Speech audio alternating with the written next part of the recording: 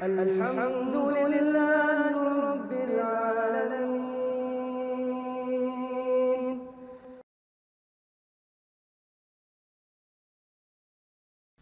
Assalamualaikum warahmatullahi wabarakatuh. Alhamdulillahi hamdan katsiran thayyiban mubarakan fih kama yuhibbu rabbuna tabaraka wa ta'ala wa yarda. Wa ashhadu an la ilaha illallah wahdahu la syarika lah wa ashhadu anna Muhammadan abduhu wa rasuluhu la nabiyya ba'dah. Allahumma salli wa sallim wa barik ala nabiyyina Muhammadin wa ala alihi wa sahbihi ajma'in. Wa qala Allah ta'ala fi kitabihil karim, ya ayyuhalladzina amanu taqullaha haqqa tuqatih wa la tamutunna illa wa antum muslimun, amma ba'd. Bapak-bapak dan ibu-ibu, saudara-saudari jamaah Masjid Al-Mas yang dirahmati Allah Subhanahu wa taala, puji syukur alhamdulillah kita panjatkan kehadirat Allah Subhanahu wa taala pada malam hari ini. Seperti biasanya Selasa malam, yaitu Selasa pertama di Masjid Al-Mas, kita rutin dan melazimi serta insya Allah istiqomah di dalam menghadiri majelis di masjid ini, khususnya mengkaji kitab yang masih kita kupas dan kita bahas, yaitu kitab Ghazawatur Rasuli sallallahu alaihi wasallam, perang-perangnya Rasulullah sallallahu alaihi wasallam. Namun pada malam hari ini, setelah meminta izin kepada panitia, kita akan kembali sebenarnya mengulang apa yang sudah pernah kita pelajari, pernah kita kaji, pernah kita bahas, yaitu kajian seputar jihad fisabilillah. Yang saya fokuskan kepada hukum jihadnya, karena pembahasan tentang jihad cukup luas dan saya hanya mengupas pada satu sisi saja, yaitu tentang sisi hukum jihad itu sendiri.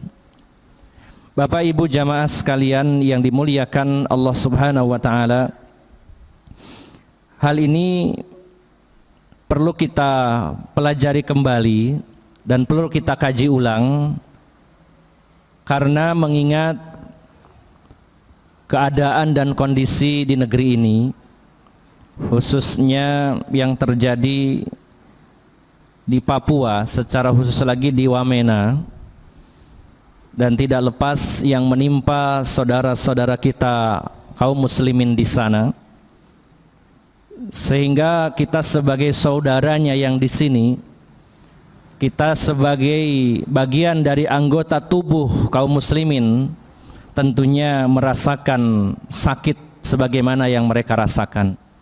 Ya. Tentunya kita peduli, bahkan sangat peduli, bahkan menyita banyak sekali perhatian dan pikiran kita, yang mudah-mudahan juga tentunya akan menyita sedikit atau sebagian dari harta yang Allah titipkan kepada kita, dan bahkan tidak menutup kemungkinan akan mengambil atau menyita nyawa yang kita miliki satu-satunya, atau yang diberikan oleh Allah kepada kita satu-satunya. Namun Bapak Ibu jamaah sekalian, jihad fisabilillah yang merupakan amalan yang sangat tinggi dan mulia di dalam Islam, tentunya tidak akan lepas dari yang namanya ilmu. Sebuah amalan, apalagi amalan yang besar, maka tidak boleh kita abaikan, tidak akan lepas dari yang bernama ilmu, karena al-ilmu qablal qaul wal amal. Ilmu itu sebelum ucapan dan perbuatan. Maka dengan kejadian dan tragedi di Papua atau di Wamena khususnya, tentunya kita sendiri banyak mendapatkan berita-berita yang bisa jadi benar, bisa jadi salah, berita-berita yang simpang siur, Bahkan juga kadangkala bisa jadi tidak menutup kemungkinan kita masih bingung apa yang harus kita lakukan dan bagaimana sikap kita menghadapi situasi seperti ini. Bagaimana dengan fatwa jihad yang berkembang, mungkin dari kalangan kita atau sebagian dari kaum muslimin yang menyerukan jihad fisabilillah. Maka Bapak Ibu jamaah sekalian, seseorang yang berilmu dia akan mendapatkan cahaya penerang dalam menjalani kehidupan ini. Dia tidak akan goncang, dia tidak akan bingung karena dia punya, sehingga dia tidak salah dalam bersikap. Karena Bapak Ibu jamaah sekalian, jihad fisabilillah tanpa ilmu, hanya bermodal semangat saja, bisa jadi seseorang menganggap dirinya telah berjihad, ternyata belum. Bahkan bisa jadi dia meninggal dan menyangka dirinya seorang syahid, ternyata bukan. Maka ini tentunya butuh ilmu. Karena berapa banyak orang yang berbuat sesuatu yang dia anggap baik, ternyata perbuatannya itu hanya saja, ternyata berupa persangkaan saja. Hal ini kita diingatkan oleh Allah Subhanahu wa taala, yaitu di dalam Al-Qur'an, ya. Di dalam Al-Qur'an kita buka surat An-Nisa. Ini sebagai peringatan saja dari surat Al-Kahfi, maaf. Surat Al-Kahfi ayat 103 104. Ya. Bagi yang bawa Al-Qur'an, kita buka surat Al-Kahfi surat 18 ayat 103 dan 104.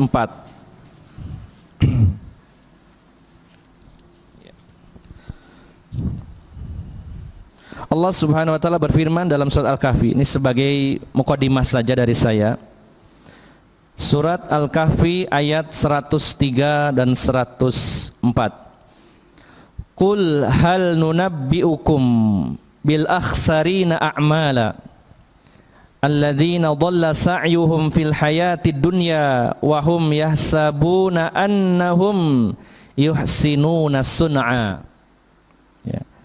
Allah berfirman, katakan wahai Muhammad, ya, apakah perlu kami beritahukan kepadamu tentang orang yang paling rugi perbuatannya? Apakah kami perlu sampaikan kepada kalian dengan orang-orang yang amalannya itu merugi dia dengan amalnya? Siapa mereka? Yaitu orang yang sia-sia amalnya mereka dalam kehidupan dunia ini, sementara mereka menyangka bahwasannya mereka itu sudah berbuat sebaik-baiknya perbuatan. Nah, berapa banyak orang yang punya semangat, kurang ilmu, lalu terjun dalam medan jihad, dan dia menganggap bahwa apa yang dia lakukan itu sudah berjihad fisabilillah, dan bahkan yang mati mereka mengira sudah mati syahid. Maka bisa jadi iya, bisa jadi juga tidak. Ketika tidak ada dasar pijakan yang kuat, ilmu yang menerangi, bisa dia terjatuh dalam yang sebenarnya adalah kesia-siaan, bahkan tidak menghasilkan seorang yang mati syahid. Bapak Ibu jamaah sekalian yang dimuliakan Allah, sebelum kita fokus kepada tema yang saya tulis, temanya adalah kapankah jihad itu menjadi fardu ain, sehingga setiap individu wajib melakukannya, dan siapa yang tidak melakukannya maka tentunya dia berdosa. Kapan itu terjadi? Sebelum kita bahas lebih lanjut, mungkin saya singgung kembali, dulu pernah saya sampaikan kajian di Masjid Syafi'i.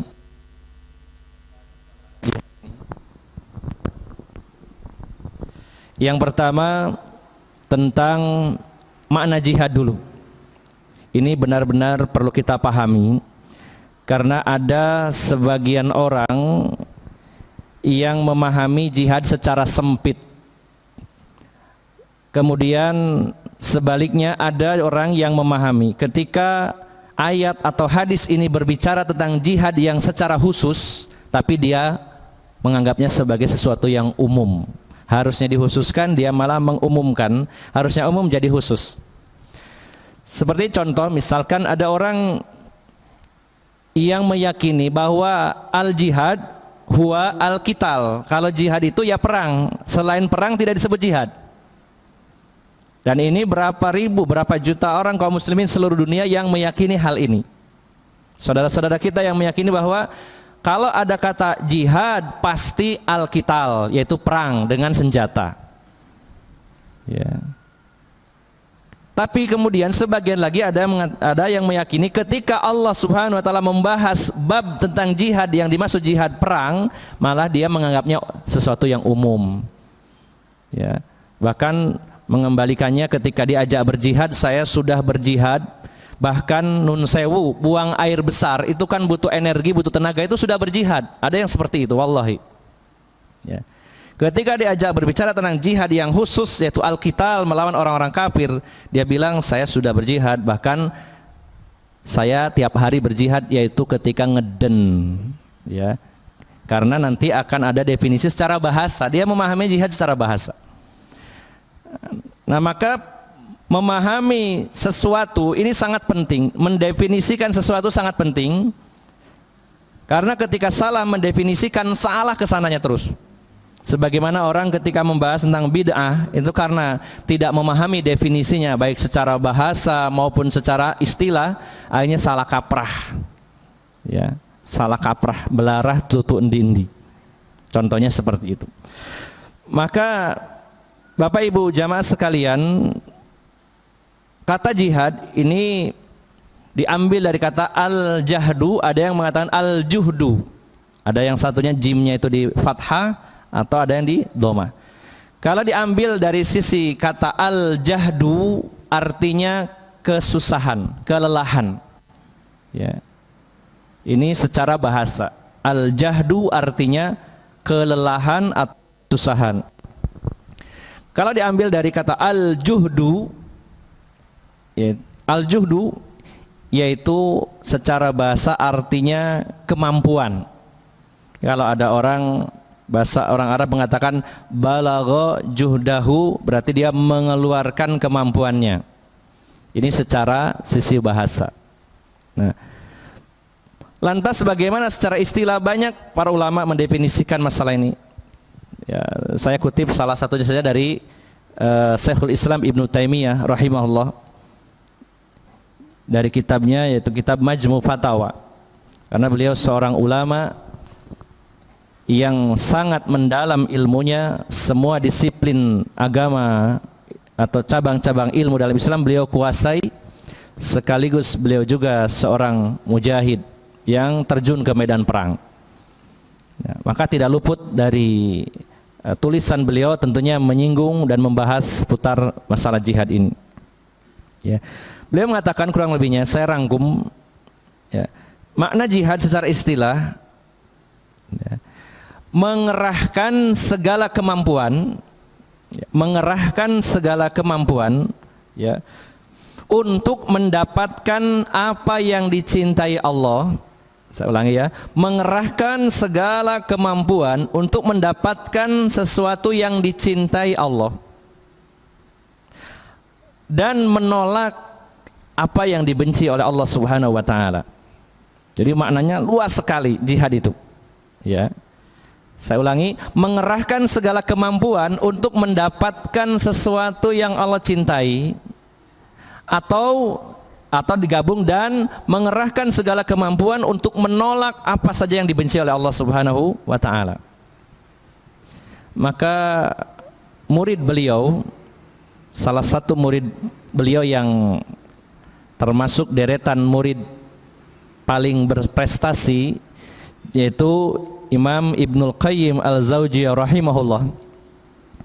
Beliau membagi pintu-pintu jihad itu menjadi kurang lebih, yaitu ada 13 pintu, ya.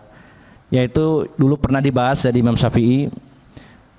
bahwa jihad itu secara global itu ada 4 kategori, dan yang 4 ini ada turunannya.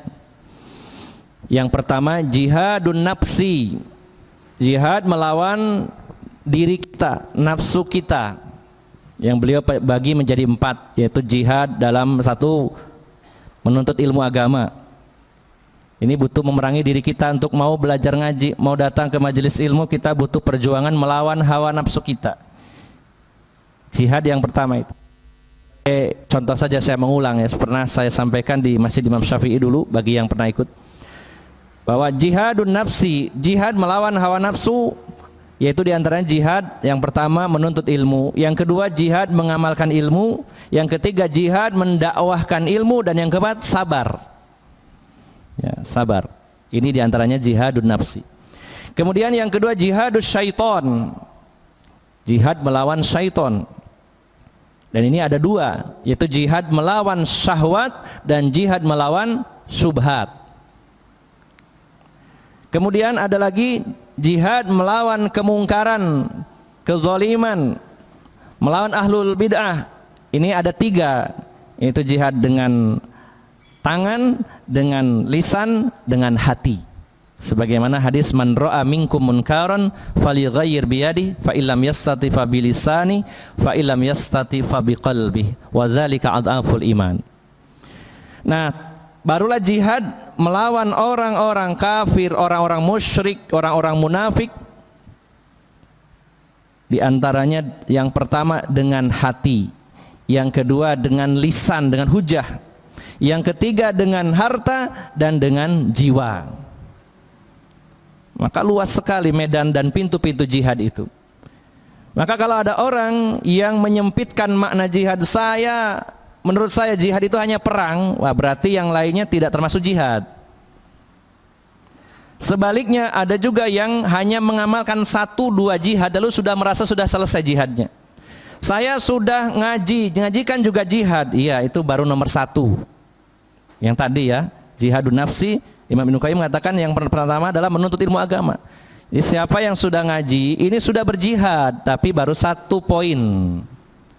Dan masih ada lahan-lahan jihad yang lainnya yang kalau itu kita mampu melakukannya, maka kita harus masuk di poin-poin itu.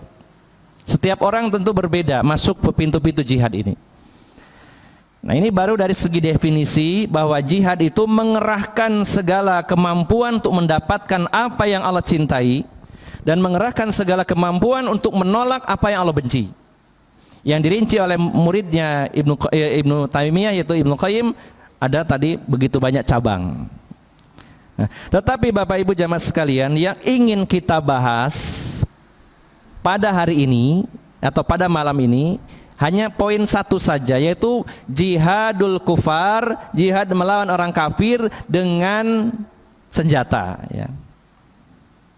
Nah, di situ tadi pada poin yang saya sebutkan ada jihad dengan lisan, dengan hati, kita mengingkari kekufuran, mengingkari kesyirikan.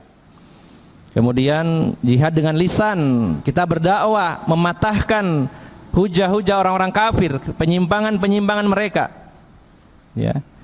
Kemudian juga dengan harta, dengan jiwa. Ya, tentunya di sini termasuk dengan senjata. Nah, jadi Bapak Ibu jamaah sekalian, yang ingin kita bahas dan akan kita bahas pada malam hari ini secara khusus saja, yaitu jihad melawan orang kafir dengan senjata. Karena inilah yang paling sering dibahas oleh para ulama ketika menyebutkan kata jihad. Jadi saya ambil jalan tengah. Kalau ada saudara kita mengatakan jihad itu selalu perang dengan senjata, maka ini kita luruskan. Tetapi memang ketika para ulama menulis bab jihad, ahkamul jihad, tentang bab jihad ke Palestina, jihad ke Suriah, pasti yang dimaksud adalah berperang. Nah, maka yang kita bahas adalah jihad yang jenis ini, karena ada kaitannya dengan kasus yang sedang terjadi, tragedi di Wamena dan sekitarnya, maka kita butuh ilmu untuk ke sana. Kemudian Bapak Ibu jamaah sekalian, step by step saja ya saya buatkan rangkuman. Yang pertama, yang pertama tadi tentang pengertiannya, definisinya. Yang kedua tentang ketentuan jihad dari segi hukum. Nah, ini yang akan kita perdalam. Bapak Ibu jamaah sekalian, para ulama membagi jihad, sekali lagi saya ulangi, ini bahasnya tentang perang ya.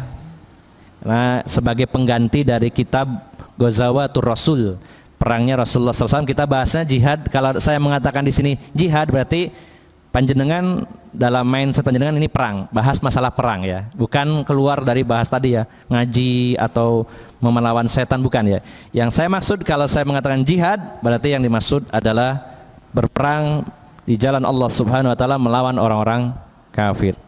Nah,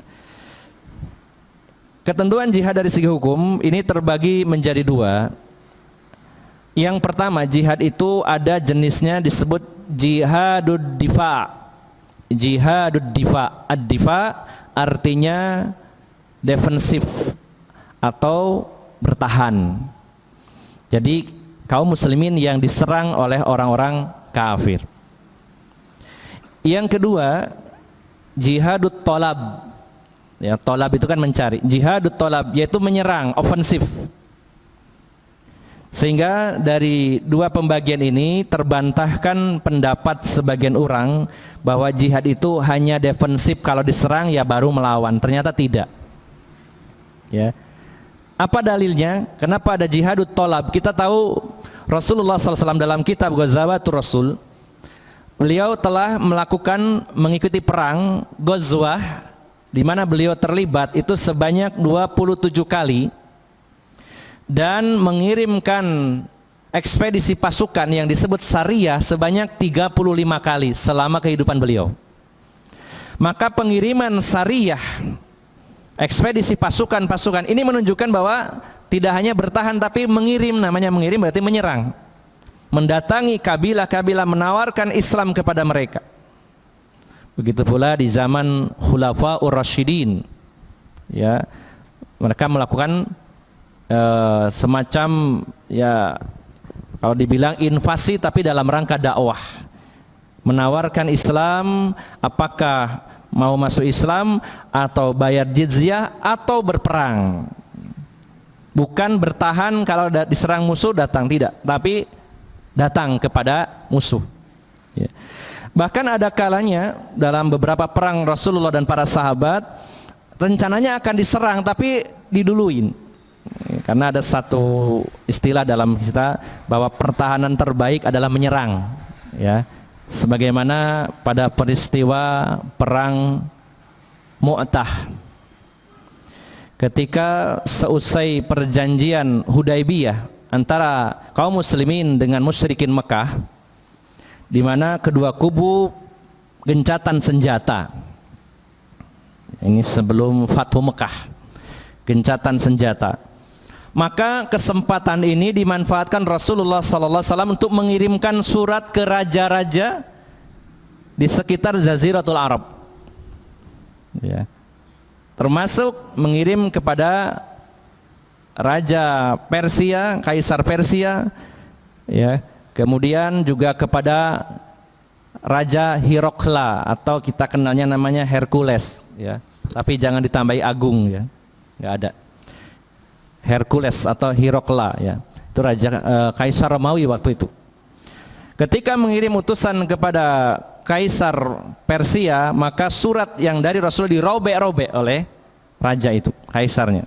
Sehingga Rasulullah mendoakannya, semoga Allah merobek-robek kekuasaan dan kerajaannya. Nah, tetapi yang diutus kepada Kaisar Romawi itu dibunuh, dilukai, dibunuh. Ini lebih jelek, lebih buruk lagi. Sehingga Rasulullah dan kaum muslimin menganggapnya bahwa seorang utusan secara baik-baik, damai, tapi dibunuh, ini adalah sebuah tantangan untuk berperang. Maka Rasulullah menyiapkan 3.000 pasukan dan beliau tidak ikut serta. Dan pasukan ini panglima pertamanya yang ditunjuk Rasulullah adalah Zaid bin Harithah. Dan Rasulullah bersabda, nanti kalau Zaid gugur digantikan oleh Ja'far bin Abi Thalib. Kalau Ja'far bin Abi Thalib meninggal digantikan oleh Abdullah ibnu Rawahah.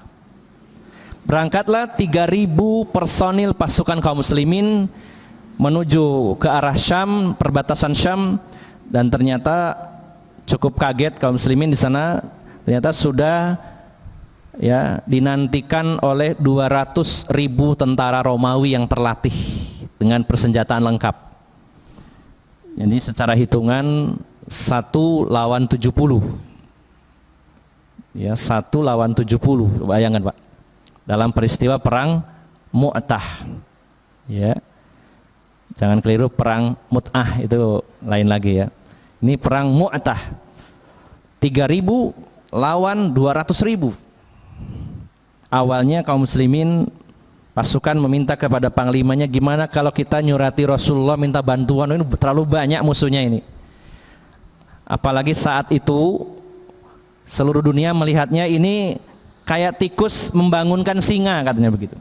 Romawi itu kan kerajaan besar sekali, kekuasaannya luas, pasukannya kuat dan besar. Tapi Zaid bin Harithah panglimanya bilang, tidak, kita akan lawan mereka dengan pasukan yang ada. Hingga pasukan dibagi menjadi 2 sayap, kanan dan kiri, menerjang pasukan mereka, dan sangat kaget mereka.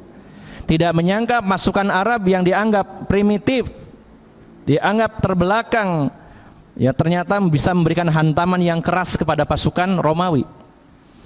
Dan pada pertempuran di awalnya, yaitu Zaid bin Harithah meninggal, gugur. Kemudian panji diambil oleh Ja'far bin Abi Thalib. Ketika tangan kanan beliau ditebas oleh pedang putus, maka diambillah bendera itu dengan tangan kirinya. Kemudian ditebas juga tangan kirinya, maka oleh beliau dikempit, dijepit oleh ketiak beliau, lalu beliau terbunuh.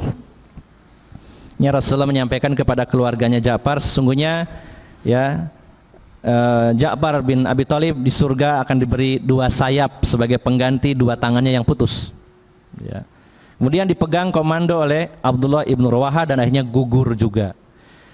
Dan kaum muslimin cukup bingung, ini siapa komandannya? Bingung. Nggak ada komandannya, bingung. Siapa yang akan mengatur pasukan? Maka mereka sepakat memilih Khalid bin Walid yang baru masuk Islam waktu itu.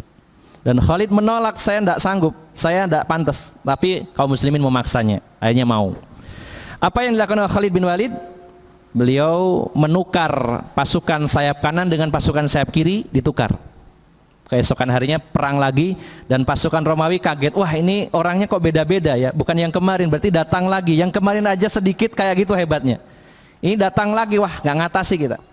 Makanya mundur pasukan Romawi. Bayangkan ya, 3.000 ya, hanya melawan 3.000 melawan 200.000, dan ribuan pasukan Romawi mati waktu itu. Sementara korban yang jatuh dari kalangan kaum muslimin kurang lebih sekitar 12 orang dalam peristiwa perang itu. Nah ini contoh bahwa tidak hanya bertahan tapi juga menyerang. Ada kalanya mengirim pasukan, ada kalanya akan diserang tapi diserang duluan. Sehingga jihad ini ada 2 jenis, jihadud difa yaitu bertahan, dan ada jihadut tolab yaitu menyerang atau defensif dan ofensif. Nah, Bapak Ibu jamaah sekalian yang dimuliakan Allah Subhanahu wa taala, secara asal hukum jihad sebenarnya, secara asal hukum jihad itu adalah fardu kifayah. Nah, menetapkan satu hukum itu sangat penting, hukum asalnya seperti apa ya. Sebagaimana dalam bab yang lainnya, contoh ya, saya pertanyakan ke bapak-bapak, Pak, poligami itu hukum asalnya bagaimana? Wajib, sunnah, mubah, makruh apa haram? Nah, barangkali ada yang bisa menjawab. Ahi Usman, barangkali tahu. Apa ya kira-kira ya? Nah ini kita harus cari tahu dulu hukum asalnya. Ini bukan bab tentang poligami, tapi sebagai komparasi ya, perbandingan bahwa dalam menetapkan satu hukum kita cari dulu hukum asalnya. Hukum asal dari ta'adud atau poligami adalah mubahun bisyartin, mubah tapi dengan syarat, yaitu adil. Hukumnya mubah, mau nambah silakan, mau tetap satu ya enggak apa-apa, silakan. Tetapi hukum asal ini akan bisa berubah tergantung situasi dan kondisi. Kalau bapak-bapak punya istri satu tapi masih tolak-toleh kepada wanita yang lain, berarti kurang. Dan berbahaya kalau sampai dia yakin bahwa kalau saya tidak menikah lagi akan zina, maka hukumnya wajib poligami. Jadi ada yang mengatakan wah poligami itu sunnah Nabi, sunnah bukan sunnah, ya. Tergantung kondisinya, bisa jadi wajib, bisa jadi sunnah, bisa juga mubah, bisa makruh, bahkan bisa haram poligami. Tergantung kondisinya, nggak bisa dipukul rata. Tetapi hukum asalnya adalah mubahun bisyartin, boleh dengan syarat yaitu adil, yaitu bisa adil. Nah, hukum jihad secara asal adalah hukumnya fardu kifayah. Kalau sebagian muslimin sudah melakukannya, maka muslim yang lainnya bebas dari kewajiban itu. Ini secara asal. Nah, maka kita lihat dalil-dalilnya dulu tentang fardu.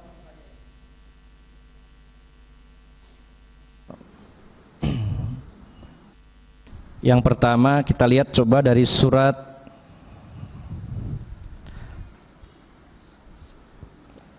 At-Taubah, ya, surat 9 ayat 122. Surat At-Taubah ayat 122.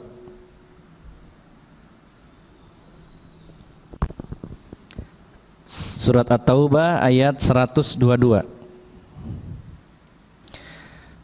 Wa ma kanal mu'minuna liyanfiru kaffah falaula nafara min kulli firqatin minhum ta'ifatul yatafaqahu fid din wal yunziru qaumahum idza raja'u ilaihim la'allahum yahdzarun. Ya.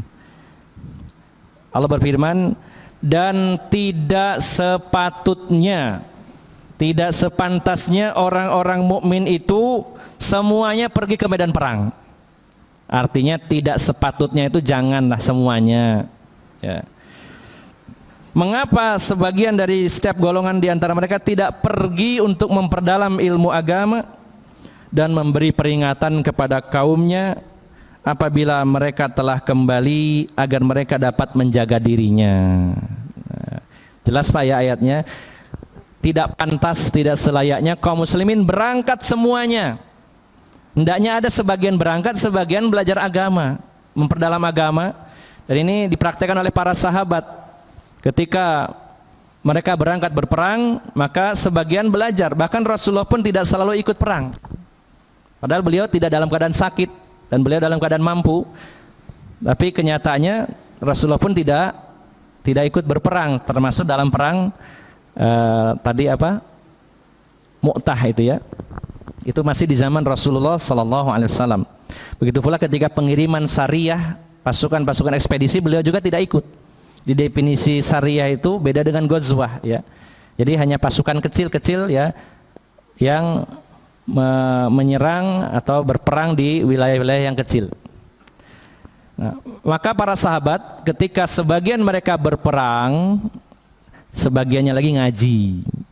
Nah, ketika yang perang ini sudah pulang, mereka kan datang kepada yang ngaji. Aku wuru ono wingi nggak dapat ilmu. Kemarin saya uzur tidak ngaji, soalnya perang. Nah, sekarang saya minta ilmunya, begitu. Dan kalau ada yang tinggal, ada yang ingatkan masyarakatnya, ada yang ngajarin masyarakatnya, tidak berangkat semuanya. Nah, maka ini dasar tentang hukumnya fardu kifayah. Karena kalau fardu ain pastinya berdosa yang tidak berangkat. Ya, ternyata juga sebagian tidak berangkat. Nah, Bapak Ibu jamaah sekalian yang dimuliakan Allah Subhanahu wa taala. Ini diantara salah satu ayatnya. Nanti bisa dilihat juga tambahannya dalam surat An-Nisa ayat 95. Karena ini masih pemanasan ya menuju tadi poin utama. Jadi saya simpulkan di poin ini bahwa jihad itu hukum asalnya fardu kifayah, kewajiban sebagian kaum muslimin. Kalau sudah ada yang melakukan maka yang lainnya gugur, dan kalau tidak ada sama sekali semuanya berdosa, semuanya berdosa. Nah, lantas kita baru masuk. Nah, jihad menjadi fardu ain ketika bagaimana, kapan jihad itu menjadi fardu ain? Nah, kita lihat ya. Yang pertama, jihad menjadi fardu ain ketika dua kubu berhadapan. Kaum muslimin berhadapan-hadapan dengan musuh di depan mata. Maka dalam kasus ini hukumnya wajib berperang dan haram mundur ke belakang kecuali, nah ada pengecualian ya. Jadi saya rinci dulu bahwa secara hukum kalau sudah berhadap-hadapan fardu ain, siapa yang mundur maka mereka berdosa, bahkan termasuk dosa besar, bahkan termasuk salah satu dari 7 dosa yang membinasakan. Rasulullah bersabda, ya ijtanibus sab'al mubiqat, jauhi oleh kalian 7 dosa yang membinasakan, yang merusak, menghancurkan. Itu apa saja? Asyirku billah, syirik. Sudah isya ya belum? Azan dulu, kemudian dilanjut sedikit ya nanti. Tes ya. Alhamdulillah wassalatu wassalamu ala Rasulillah wa ala alihi wa sahbihi wa mawalah, amma ba'd. Bapak-bapak dan ibu-ibu, saudara-saudari jamaah yang dimuliakan Allah Subhanahu wa taala, jihad secara hukum asalnya adalah fardu kifayah sebagaimana dalil yang saya bacakan tadi dalam surat At-Taubah ayat 122. Menjadi fardu ain artinya setiap muslim wajib, dan siapa yang tidak melakukannya maka berdosa adalah ketika yang pertama 2 kubu sudah berhadapan, antara pasukan muslim dengan pasukan kafir sudah berhadap-hadapan, sudah siap saling menyerang, maka pada saat ini berjihad, berperang hukumnya fardu ain. Siapa yang mundur maka dia telah melakukan dosa yang sangat besar, bahkan termasuk salah satu dari 7 dosa yang membinasakan. Sebagaimana Rasulullah bersabda, ijtanibus sab'al mubiqat, jauhi oleh kalian 7 dosa yang membinasakan, artinya yang muhlikat, yang menghancurkan. Itu syirik, kemudian apalagi sihir, kemudian membunuh jiwa yang diharamkan oleh Allah kecuali dengan alasan yang benar, kemudian makan riba, memakan harta anak yatim, nomor 5. Nomor 6 yaitu mundur atau melarikan diri dari medan perang, wa tawalla yaumaz zakhfi. Kemudian yang ke-7 adalah memfitnah, menuduh wanita-wanita muslimah yang baik-baik telah berzina. Termasuk dosa besar, termasuk salah satu dari 7 dosa yang menghancurkan. Nah, tetapi perlu kita rinci. Imam Ibnu Qudamah rahimahullah, beliau mengatakan bahwa seorang muslim ketika berhadap-hadapan dengan pasukan musuh dan siap bertempur, haram dan dosa besar dia mundur kecuali dengan 2 alasan. Boleh mundur dengan 2 alasan ya. Yang pertama, jumlah musuh itu 3 kali lipat lebih. Kalau 2 kali lipat haram hukumnya mundur ya. Dulu sebenarnya Allah Subhanahu wa taala memerintahkan kaum muslimin itu memberikan perintah bahwa kaum muslimin dilarang melarikan diri, mundur ketika musuh itu jumlahnya 10 kali lipatnya. Kalau 10 kali lipat harus bertahan sampai mati ya. Kalau lebih dari 10 maka boleh mundur dengan pertimbangan ini terlalu banyak, kita mundur saja. Kemudian Allah ringankan hanya menjadi 2 kali lipat ya, dalam firman-Nya surat Al-Anfal ya, ayat yang ke-66. Surat Al-Anfal ayat 66. Allah berfirman, al-ana khaffafallahu ankum wa alima anna fikum dha'fa fa iyyakum minkum mi'atun sabiratun yaghlibuna mi'ataini wa iyyakum minkun alfun yaghlibu alfaini biidnillahi wallahu ma'as sabirin. Tadinya 1 lawan 10, 100 lawan 1000. Kalau perbandingannya 1 lawan 10, maka haram mundur, harus bertahan, fardu ain bagi dia. Tapi Allah ringankan akhirnya, dan ini yang kita pakai adalah ayat yang terakhir karena yang pertama sudah digantikan oleh ayat ini. Yaitu Allah berfirman, sekarang Allah memberikan keringanan kepadamu dan Allah Maha mengetahui bahwa ada kelemahan padamu.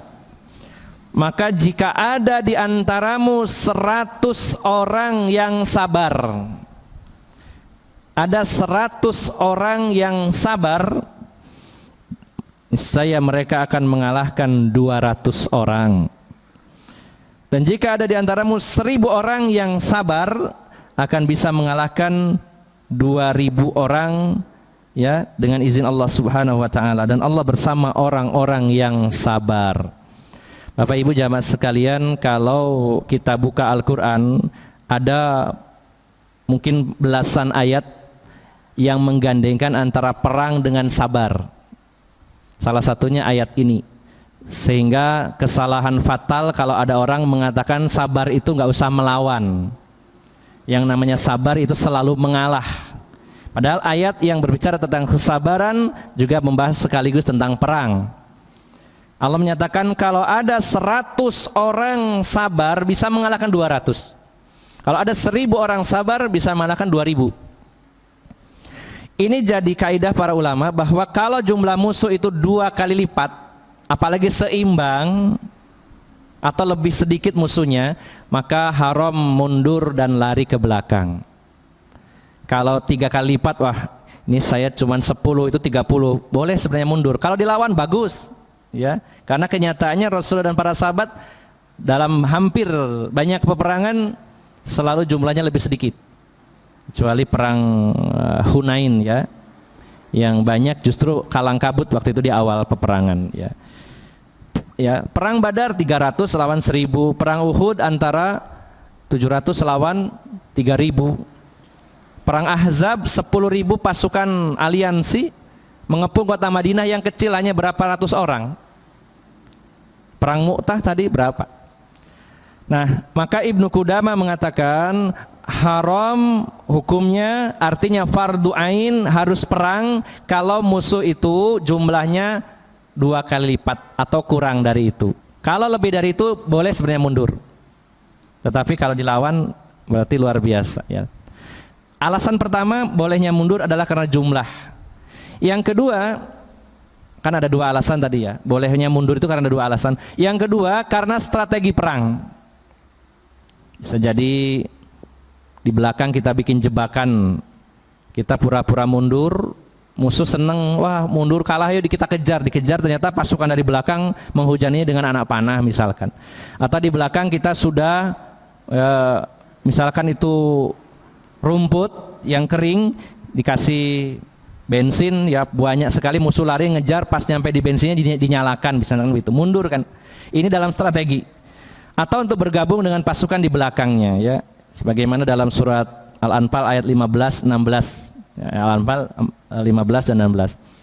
Maka jihad menjadi fardu ain kapan itu terjadinya? Pertama, kalau sudah berhadap-hadapan. Haram hukumnya mundur melarikan diri kecuali dengan 2 alasan tadi, yaitu karena jumlah mereka lebih dari 2 kali lipat, atau karena karena dalam rangka bergabung dan berstrategi. Ini dibolehkan. Nah, kemudian Bapak Ibu jamaah sekalian, kapan lagi jihad ini menjadi fardu ain? Yang kedua, yaitu ketika musuh menyerang kampung atau negeri kaum muslimin.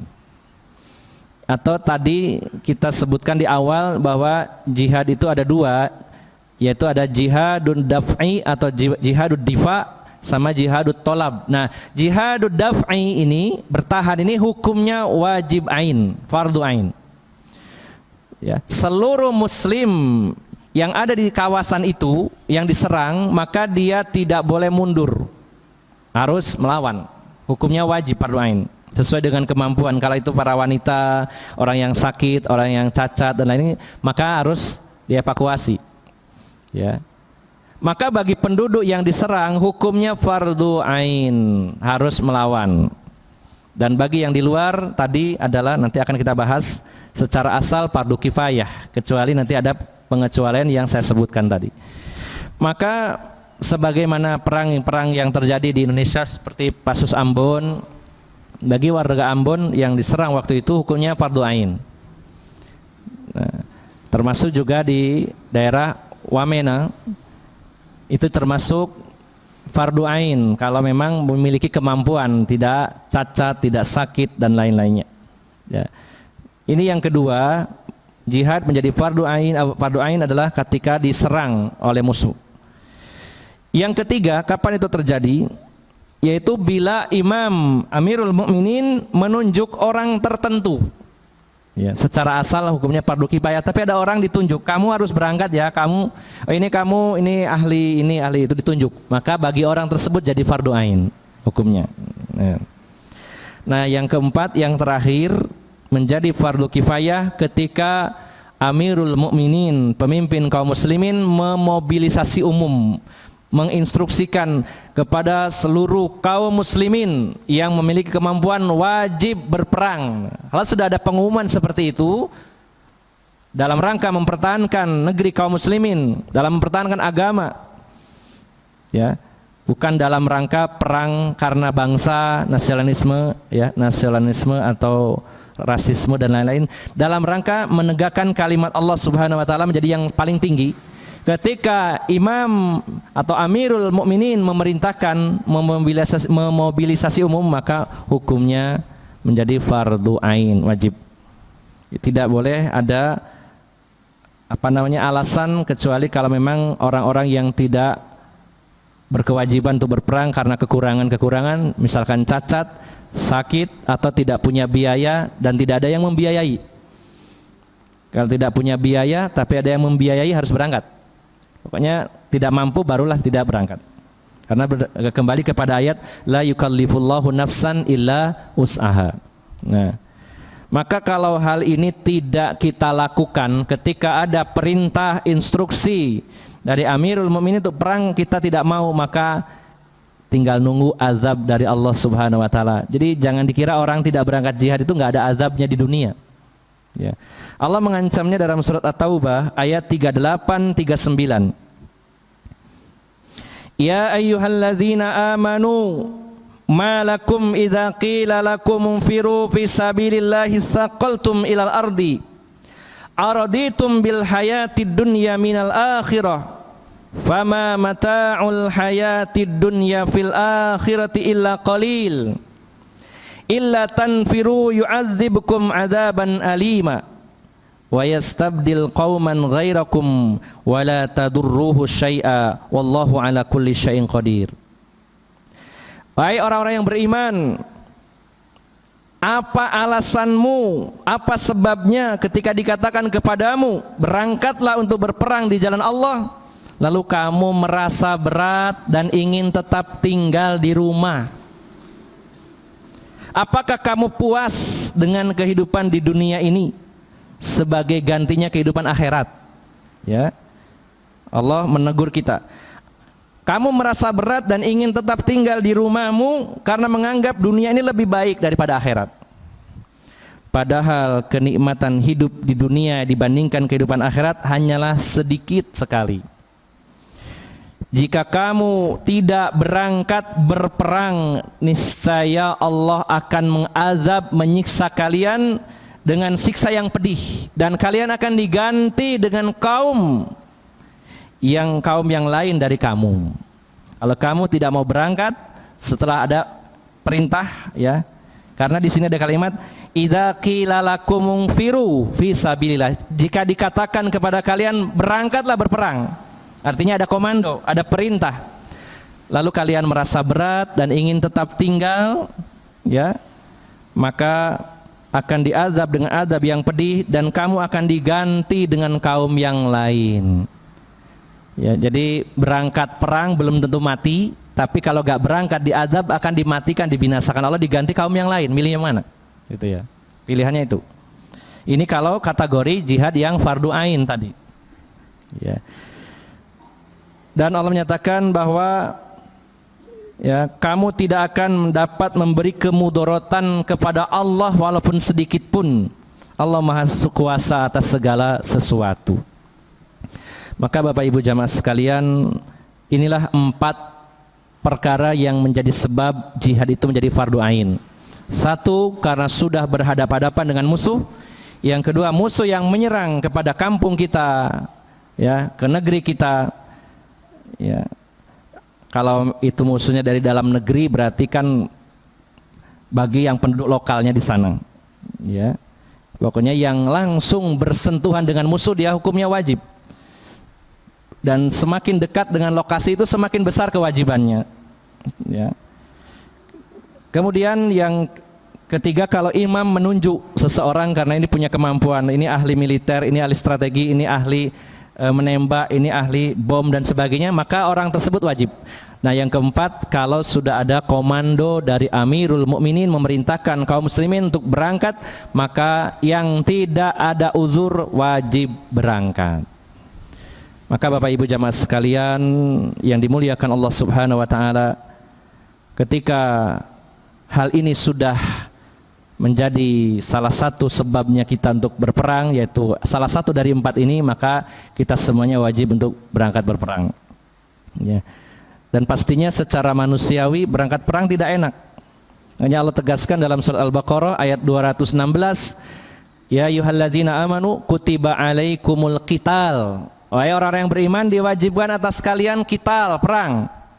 Wa huwa kurhul lakum, dan itu buruk atau kamu tidak suka dengannya. Wa huwa kurhul lakum, perang itu tidak kamu sukai. Tidak ada yang suka dengan perang. Ya. Kecuali ya orang yang putus asa, daripada mati bunuh diri, mending perang sekalian gitu ya. Kadung kakean masalah, bunuh diri dosa, mending melo perang. Niatnya karena putus asa. Ya. Atau orang stres gitu ya. Secara manusiawi asalnya, secara asal manusia itu pada dasarnya tidak suka dengan peperangan. Ya, Allah pun menyatakannya demikian. Lalu Allah menegaskan, wa asa an takrahu syai'a wa huwa khairul lakum. Boleh jadi apa yang tidak kamu sukai sebenarnya itu baik bagi kamu. Wa asa an tuhibbu syai'a wa huwa syarrul lakum. Dan boleh jadi yang kamu cintai, yang kamu sukai sebenarnya itu buruk bagi kamu. Wallahu a'lamu wa antum la ta'lamun. Allah yang lebih tahu, kamu tidak tahu. Kamu tidak tahu. Allah yang lebih tahu. Maka walaupun tidak suka dan berat, ya, berangkat berperang itu mikir bagaimana pekerjaan saya, bagaimana istri saya masih muda, masih cantik, saya mati nanti di uang ya opo ya. Anak saya masih kecil-kecil, siapa yang akan mendidiknya? Pertanyaannya, berarti kalau gak berangkat perang berarti gak jadi janda istrinya. Bisa jadi nanti malam kita mati, ya. Kita mati, istri kita janda, anak kita gak punya bapak, walaupun gak perang. Kalau masalah mati itu sudah ditetapkan oleh Allah Subhanahu wa taala. Tidak akan dipercepat ketika berangkat perang dan tidak akan ditunda kalau kita tidur di rumah, ya. Maka ini perlu kita perhatikan bersama. Kalau sudah jatuh kepada salah satu dari 4 tadi, sehingga kita wajib untuk berperang, pastinya berat, ya, meninggalkan kampung halaman, meninggalkan keluarga dan lain-lainnya banyak sekali. Nah, maka Bapak Ibu jamaah sekalian, kalau sudah fardu ain, tidak ada yang bisa menghalanginya kecuali ada uzur yang syar'i. Nah, kalau yang masih fardu kifayah, ya, ada juga yang fardu kifayah tadi saya sebutkan, maka ini lebih ringan dan bahkan disyaratkan oleh Rasulullah sallallahu alaihi wasallam untuk minta izin kepada orang tua. Ya. Ada hadis Nabi sallallahu alaihi wasallam, pernah seorang lelaki akan ikut berjihad fisabilillah. Lalu orang Rasulullah ditanya, apakah kamu masih punya orang tua? Masih wahai Rasulullah. Maka pulanglah, jihadmu adalah pada orang tuamu. Disuruh pulang, gak usah ikut, tidak apa-apa. Ini pada kasus jihad yang fardu kifayah, ya. Apalagi sebagian ulama ada yang mengatakan jihad yang sunnah, yaitu ketika melakukan perluasan. Itu sebagian ulamanya mengatakan hukumnya sunnah, maka ini harus ada izin dari orang tua, ya. Kalau izin dari istri bagaimana? Perlu izin apa tidak, ya? Kalau untuk istri pada dasarnya ya tentunya yang terbaik, karena dia pasangan kita, teman hidup kita, ya harus dikondisikan, ya harus diberi pengertian, dilus, ya. Syukur-syukur istrinya yang sudah siap. Kalau sudah siap enak, tinggal ngomong berangkat sudah. Tapi secara hukum tidak ada kewajiban minta izin kepada istri, yang ada adalah kepada orang tua. Nah, Ini adalah jihad yang fardu kifayah. Kalau yang fardu ain, maka dahulukan perintah Allah Subhanahu wa taala daripada orang tua. Ya. Ini Bapak Ibu jamaah sekalian. Maka jelas inilah jihad menjadi fardu ain dengan empat kondisi, yaitu berhadapan dengan musuh, atau musuh menyerang kampung kita, atau imam menunjuk orang per orang, atau imam kaum muslimin memerintahkan untuk memobilisasi umum, yaitu komando jihad. Maka semuanya menjadi fardu ain atau wajib. Nah, yang terakhir sebagai penutup, bagaimana dengan kasus Wamena, tragedi Wamena ini, termasuk yang kifayah apa yang ain? Kira-kira dari yang saya paparkan tadi sudah ada gambaran. Apakah sudah masuk ke salah satu yang 4 tadi atau belum? Berhadapan belum ya? Masih di sana jauh ya.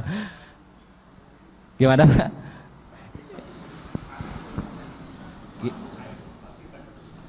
Nah, betul, ya. Nah, kalau bagi kita yang dimaksud berhadapan itu sudah siap bertempur ya. Kalau kita masih jauh ini. Nah, kondisi pertama kita tidak masuk ya, karena tidak berhadapan. Musuh menyerang kampung kita.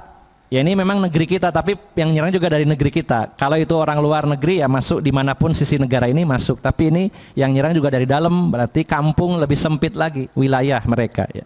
Ini juga tidak masuk ya, karena wilayah kita sekarang masih aman. Yang ketiga, Pak Jokowi pernah gak nyuruh siapa ini yang mau berangkat? Nggak ada. Ya, atau yang keempat, ada instruksi perintah yang kayaknya saya masih pesimis ya kalau pemerintah kita memerintahkan jihad itu, tapi belum tahu ya nantinya ya. Semoga Allah berikan hidayah. Ini kalau sementara ini masih kalem-kalem saja ya, masih kalem. Sebenarnya dengan tanpa perintah jihad pun masih punya kekuatan ya, ada aparat, ada TNI, ada polisi, tapi sampai detik ini pun teman-teman aparat di sana dibilang belum diperintahkan untuk menyerang, untuk menangkapi para gerombolan yang bikin masalah di sana, gitu ya.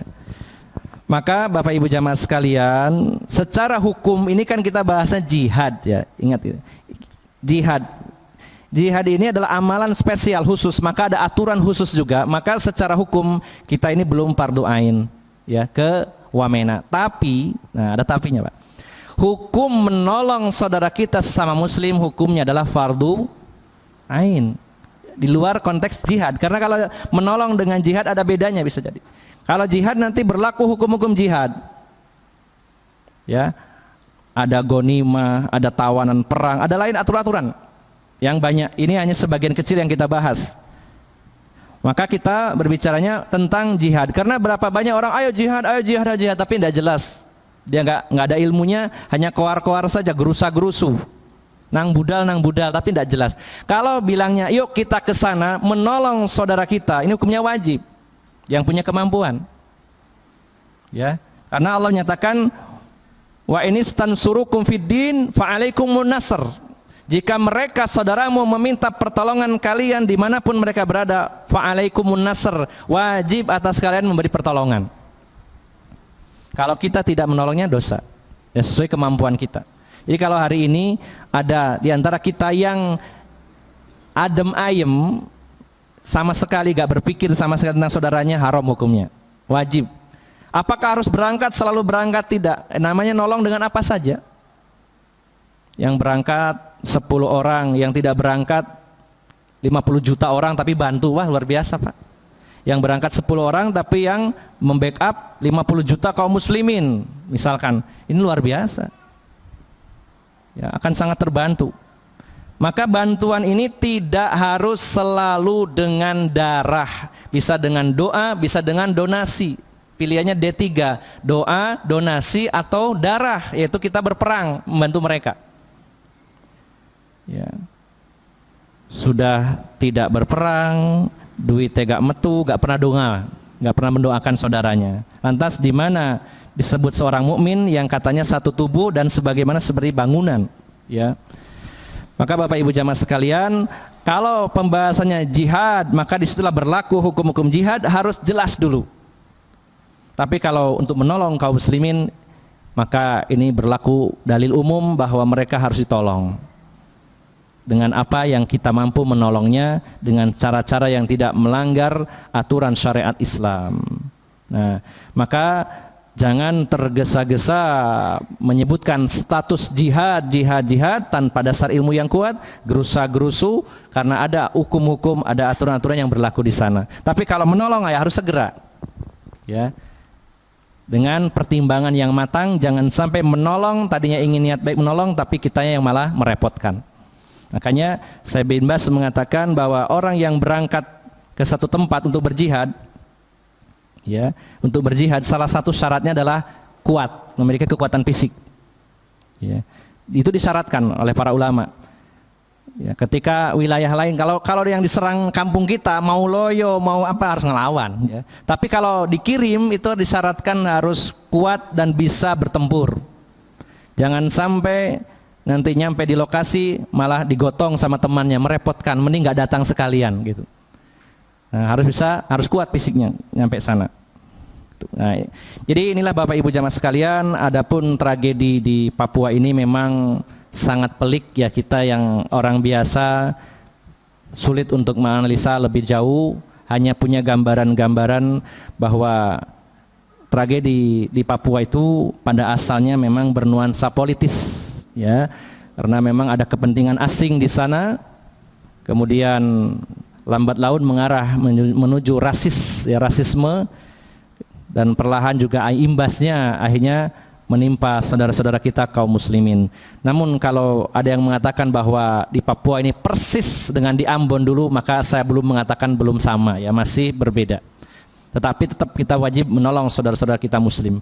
Kalau kasus Ambon, ya 19 Januari tahun 99 itu hari raya Idul Fitri, momennya Idul Fitri kaum muslimin, dan dibantai di hari pertama itu kaum muslimin langsung, dan sudah disiapkan selama 4 bulan sebelumnya. Bahkan kaum muslimin sempat heran, 4 bulan sebelumnya orang-orang Nasrani kulaan parang, pedang, ribuan pedang, untuk apa? Mereka gak nyangka. Ternyata juga disusupkan peti-peti jenazah dari Eropa isinya RPG. Dan juga senapan, ya, baik yang rakitan dan juga panah-panah api, panah-panah beracun sudah disiapkan selama 4 bulan. Sementara kaum muslimin tidak ada persiapan sama sekali. Memang ditargetkan membunuh kaum muslimin, membersihkan muslim waktu itu. Kalau di Papua ini baru kena imbasnya, dan kita tetap wajib menolong mereka. Wajib menolong saudara-saudara kita muslim di sana. Mudah-mudahan ya tidak berlarut-larut dan ada ketegasan dari pemerintah kita, dan namun tetap kita insya Allah akan berusaha sesuai kemampuan untuk membantu saudara-saudara kita. Dalam waktu dekat mudah-mudahan ada ikhwan-ikhwan yang berangkat ke sana, dan kita yang tidak ikut maka ikut berkontribusi baik dengan doa maupun dengan donasi dan lain-lainnya. Demikian Bapak Ibu jamaah sekalian, semoga menjadi gambaran bagi kita semuanya dan kita bisa bersikap ketika menghadapi situasi seperti ini, dan semoga Allah Subhanahu wa taala memberikan kesempatan kepada kita untuk senantiasa berjihad di jalan Allah Subhanahu wa taala, karena Rasulullah dalam hadis riwayat Muslim menyatakan la yajtami'u kafiratun wa qatiluhu finnari abada. Sesungguhnya ya tidak akan pernah berkumpul orang-orang kafir dengan pembunuhnya di neraka selama-lamanya. Tidak akan pernah berkumpul orang-orang kafir yang ada di neraka dengan pembunuh dia, yaitu muslim yang waktu di dunia membunuhnya. Kalau kita membunuh orang kafir dalam rangka berperang di jalan Allah, maka tidak mungkin selama-lamanya, kata Rasulullah, kita akan berkumpul dengan dia di neraka. Ya, ini ketegasan dari Rasulullah SAW tentang pahala orang yang berjuang di jalan Allah Subhanahu wa taala. Demikian Bapak Ibu jamaah sekalian yang dimuliakan Allah, semoga bermanfaat. Dan mohon maaf atas segala kekurangan. Aqulu qawli hadza wa astaghfirullah li wa lakum wa akhiru da'wana anil hamdulillahi rabbil alamin. Assalamualaikum warahmatullahi wabarakatuh. Subhanakallahumma wa bihamdika asyhadu an la ilaha illa anta astaghfiruka wa atubu ilaik.